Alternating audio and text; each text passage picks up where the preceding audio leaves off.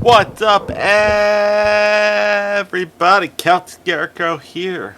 Back with another video. Get those 10s and 20 views. It is football season, which means a lot more football related content. And of course, that means hockey is right around the corner. Yeah. We'll still do predictions on the first day of the NFL season, which of course will be tomorrow. Um, Panthers fan reacts to the highlights unless I watch the game. That will be coming out. So all good things. All good things.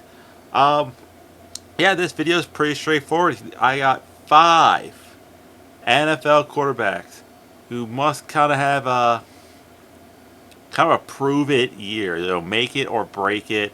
Um, because like for all these quarterbacks, it's all about like for each quarterback has different scenarios. But the thing is, every year there is a new crop of quarterbacks coming out of college that are hungry and want to be an NFL superstar. So for these 5 quarterbacks, I think realistically this is the year to prove that they need to belong, and I'll get to each one and why I put them on this list. Starting off with the most proven quarterback, and the only reason why he's on this list is because his owner slash GM is a fucking idiot. And that quarterback is Dak Prescott. Yeah, Dak has had, realistically, a not terrible career. Only twice have failed to throw over 2,000 yards passing. He's only 3 times failed to throw over 3,000 yards passing. He did throw over 4,000 yards, almost 5,000 yards passing once in his career. His career record is actually pretty good. He's 76 of 46, like that's wins to losses. His touchdown to interception ratio is not the greatest. Let's see, he has, I think it should be 213 to 82. So yeah, so he has a good, decent touchdown to interception ratio, but his owner traded away Micah Parsons. Cowboys are trading Micah Parsons to the Green Bay Packers, agreed to a 4-year, $188 million deal, $136 million guaranteed, $47 million a year. He's the highest paid non-QB in history, and it's 2 first-rounders. Holy crap! Listen, Yep. What? David Millicetta, 4 In the years, stream. $188 million, $120 million. in the stream right now. No. What? After, giving Dak the big deal. After giving CeeDee Lamb the big deal. So it's kind of, I think it's this year it's going to be like, hey, this team is going to solely rely on Dak Prescott. So he kind of has to step up and see if he is a legit star, or is he one of those quarterbacks I would kind of put in the Eli Manning, Donovan McNabb realm of like, yeah, he's a decent quarterback. I'm happy he's on my team. There's a clear upgrade, but there's also a lot of very bad quarterbacks. So we're kind of content with what we got. But yeah, so Dak is the first quarterback on this list. Honestly, with the Cowboys, I'm just rooting for the chaos. Like, if they go out and they really suck on defense and like they can't get any pass rushing, that's gonna be bad on them. If the offense struggles, which I think they will because they lost a bunch of offensive linemen, it's just not going to be a positive look for that team. All right, coming in as the second quarterback on this list is, I'm going to change my order around a little bit, Trevor Lawrence. Yes, T-Law himself.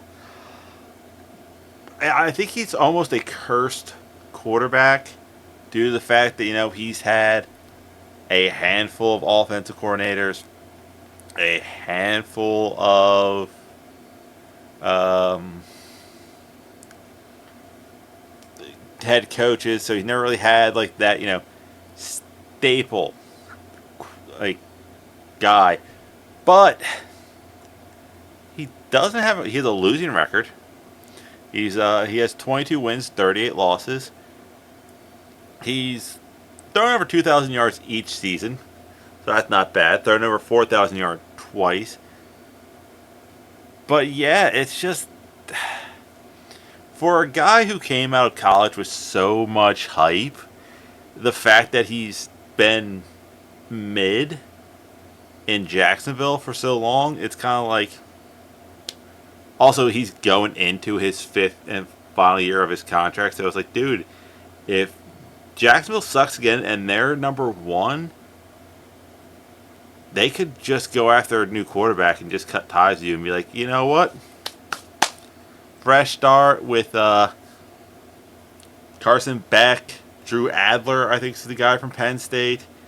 One of these other quarterbacks who has a lot of hype coming out of him. Now, with T. Law's situation, I think he could go somewhere else and be very successful.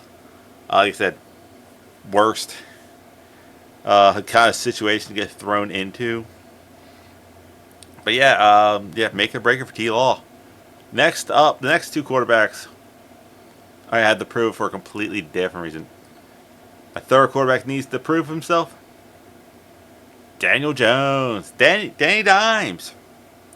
Surprising he's been in the league for almost 6 years, which is kind of shocking me. I didn't realize he was been around for that long. But yeah, this is his technically 3rd team.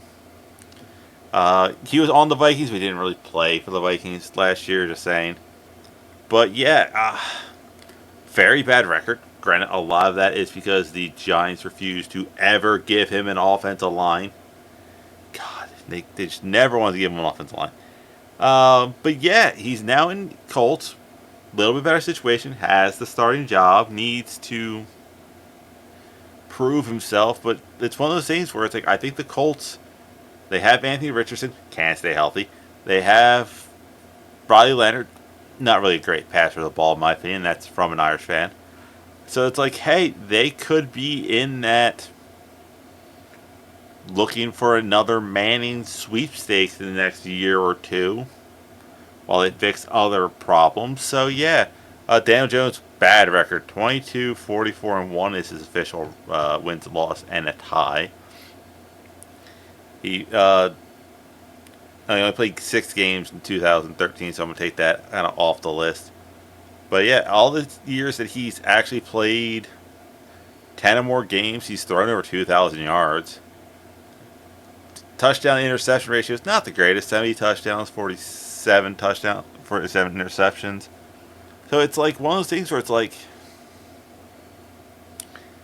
you see the talent there, and now in the Colts, granted not that much better of a situation to be all honest, we can see if it's Daniel Jones or if it was the Giants. That's the big thing. Which was the reason why he failed in New York. Speaking of failing at locations, actually he didn't really fail. My number 4 quarterback, who is Justin Fields. He's on his 3rd team in 3 years. Yeah. Honestly, this one is like, I feel bad for him. Because statistically, he hasn't had that bad of a career so far. He has 14 and 30 in wins and losses. That's because he played for a very bad Chicago team.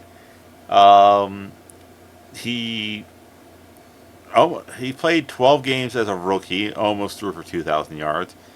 Hasn't had a 3,000 yard season, but he's touchdown rate is 45 to 31 with like one season. He had a decent receiver in 2013 and DJ Moore, and he had his career high in both completion attempt and yards. that season. So it's like, oh look, he's showing signs of life, and then they traded him and when got Caleb Williams. Yeah, he didn't beat out Russ in Pittsburgh. Now he's in the Jets. Can he match what Aaron Rodgers did last year? If he does that, because Aaron Rodgers technically didn't have the worst season, I think he could do it. If not, the Jets are going to be looking for a quarterback in the draft, and I think Justin Fields kind of turns into that one of those really could have been in the right circumstances type players, but that's it. And last, and certainly not least, and this one does pain me to say, it's Bryce Young. I know, I'm a Panthers fan. I like Bryce to an extent. I have my issues with him. He is of a shorter quarterback. He doesn't have the strongest arm. It's one of the things, he's going to his third season, yet he's still somehow the youngest quarterback in our conference, in our division. He's 6 of 22 record-wise. Granted, can't fully blame him his rookie season. That O-line was god-awful. Touchdown-interception ratio needs to get better. Last year was good, 15 touchdowns, 9 interceptions, throw for 2,000 yards both seasons. The reason why I have Bryce on this list is I don't want Carolina to get into that Daniel Jones confusion. Because it's like if Bryce comes out and wins 6 games, just improves, throws for 3,000 yards, has 20 touchdowns, and let's go 10 interceptions. He kind of keeps the interceptions right around 10, and he just looks like he's improving. I think that would be a good sign for a lot of Panther fans. Like, okay, the process is working. At the same time, I think this is why Carolina brought in Hayden Hooker, because I don't think I can't remember if he got hurt. I'm just going to pull up his wiki. Christ, he's already 27? He's 3 years older than Bryce, and they came out the same year. That is insane. But yeah, Hayden Hooker he's a bigger body with a bigger arm. And realistically, I think he got hurt his last year of college. That's kind of what dropped his draft status. Yeah, ACL.